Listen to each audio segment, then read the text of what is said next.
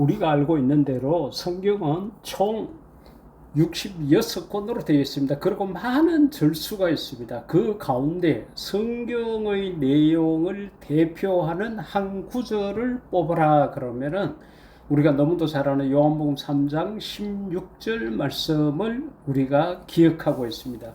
하나님이 세상을 이처럼 사랑하사 독생자를 주셨다. 여러분, 우리가 사랑을 한다 그러면은 무엇인가 주고 싶죠. 생일도 챙겨주고 싶고, 결혼을 했더라도 결혼 기념일을 챙겨주고, 그 외에도 개인이 갖고 있는 특별한 날을 기념해주고자 하는 그런 마음이 있습니다. 그래서 뭘 주고 싶어요. 나의 시간을 주고, 내가 가지고 있는 물질을 주고, 나의 말을 주고, 내가 갖고 있는 모든 것, 때로는 정말로 목숨까지도 줄 수가 있겠죠.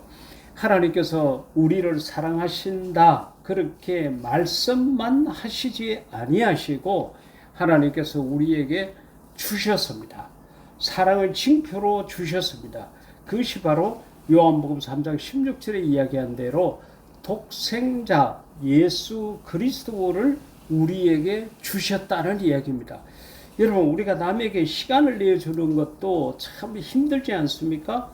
어느 누가 나하고 어디를 좀 같이 가 주실래요? 그렇게 했을 때에 우리가 선뜻 네 그렇게 하겠다고 이렇게 나설 수 있을 만큼 우리가 시간이 그렇게 여유가 없죠.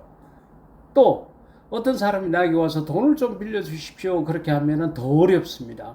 근데 만약에 당신 목숨을 주십시오 그렇게 한다 그러면은 이거는 거의 불가능한 일이겠죠. 그런데 요한복음 3장 16절에서는 하나님이 세상을 이처럼 사랑하사 독생자를 주셨다. 그와 같이 이야기를 한 거예요. 그렇기 때문에 독생자 예수님이 이 땅에 2000여 년 전에 오셨고 또 우리들에게 33년 동안 여러 가지 모양으로 기적도 행하시고 천국 복음도 전하시고 제자들과 더불어서 3년 동안 같이 먹고 지내기도 하시고 이렇게 하시다가 십자가에 달려서 우리의 모든 죄를 대신해서 돌아가셨습니다. 물론 그것이 죽음으로 끝나지 아니하고 사흘 뒤에 다시 부활하시고 또 성천하심으로 말미암아 우리에게 재림의 소망을 갖도록까지 하셨습니다. 하여튼 하나님께서 저와 여러분을 사랑하셔서 독생자를 주셨다는 것을 우리가 잊지 말아야 합니다. 가장 귀하고 가장 소중한 것을 받았다는 것입니다. 두 번째로 우리가 기억을 해야 될 것은 하나님이 세상을 사랑했다는 거죠. 자, 여러분, 하나님은 위대하고 거룩하시고 존귀하시고 능력이 많으신 분이고 영원하신 분입니다. 우리처럼 나이가 들어서 병들고 죽고 이렇게 하는 것이 아니죠. 영원히 사시는 그런 하나님이십니다. 우리는 어때요? 우리는 죄 중에 잉태되었습니다. 시편 저자가 이야기한 것처럼 우리가 죄를 지었기 때문에 죄인이 아니라 죄인으로 태어났기 때문에 죄를 지을 수밖에 없는 우리는 죄인이고 그 죄의 대가로 말미암아 죄의 삭은 사망이요. 그같이 바울이 로마 교인들에게 편지하면서 이야기를 했는데 우리는 마땅히 죽어야 될 자고 멸망을 받을 수밖에 없는 그런 존재입니다.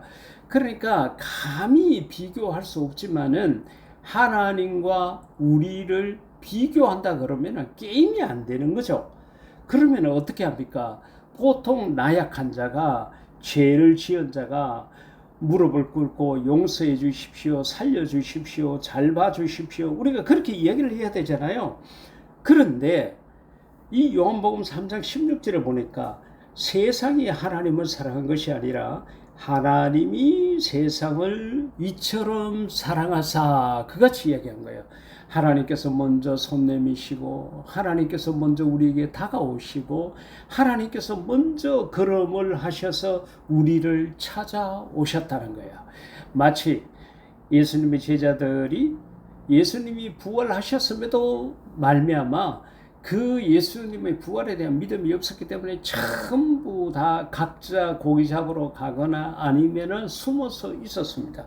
그때 예수님께서 찾아오셨죠. 그들이 문을 안쪽으로 걸고 아무도 들어올 수 없도록 그렇게 해놨지만은 부활하신 예수님께서 그 자리에 오셔서 내가 너희에게 평안을 끼친다고 축복하신 거예요.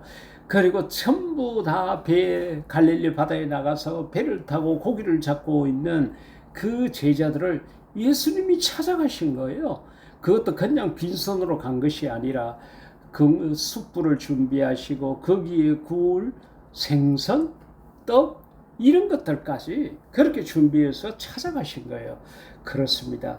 우리는 하나님 앞에 나가기를 거부합니다.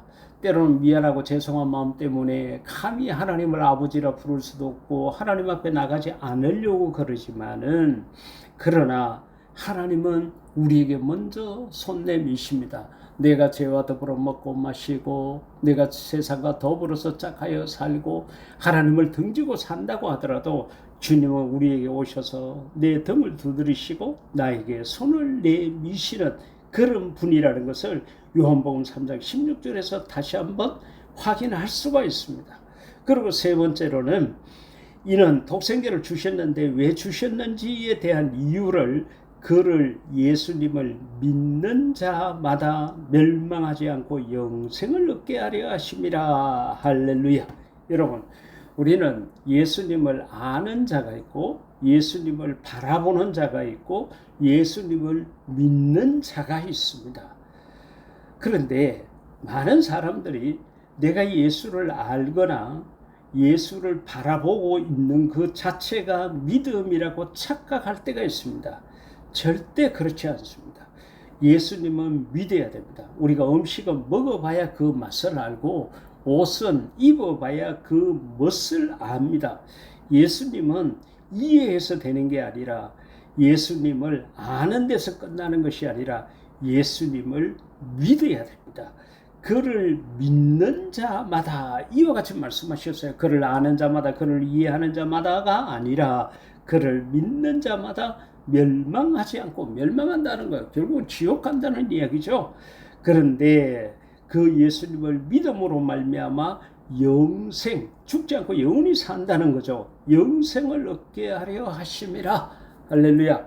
곧 천국에 들어가서 우리 주님과 더불어서 하나님과 더불어 영원히 같이 살게 된다는 것을 말씀을 했습니다. 성경을 대표할 수 있는 한 구절, 귀한 말씀입니다. 조금 전에 생각해 본 대로 제일 먼저는 하나님께서 우리를 사랑하셔서 독생자를 주셨다. 말로만 사랑이 아니라는 거죠. 우리가 신앙생활 할 때 어떻게 합니까? 하나님을 사랑하니까 주일 헌금도 드리죠. 말씀에 따라 11조도 드리죠. 교회가 필요하다 그러면 나의 재능도 드리고 나의 시간도 드리고 나의 사랑, 정말로 믿음의 정도에 따라서는 목숨까지도 주를 위해서 드릴 수 있지 않습니까? 당연히 그렇게 해야 합니다. 두 번째로는 하나님이 먼저 내게 손 내미시고 나를 먼저 사랑하셨다는 사실입니다. 내가 무엇인데, 나는 죄인 중에 죄인이요 바울의 고백처럼 죄인의 개수인데도 하나님이 먼저 나에게 손을 내밀어 주셨다. 이거는 엄청난 복입니다. 그리고 우리를 영생을 얻게 하도록 했다는 것은 더 큰 복 중의 복입니다. 우리가 요한복음 3장 16절 말씀을 통해서 이 세 가지를 꼭 기억하시고 어떤 환경 속에서도 우리 주 예수님을 떠나지 않는 저와 여러분이 될 수 있기를 인류 최대 멋쟁이신 예수님 이름으로 축복합니다. 아멘.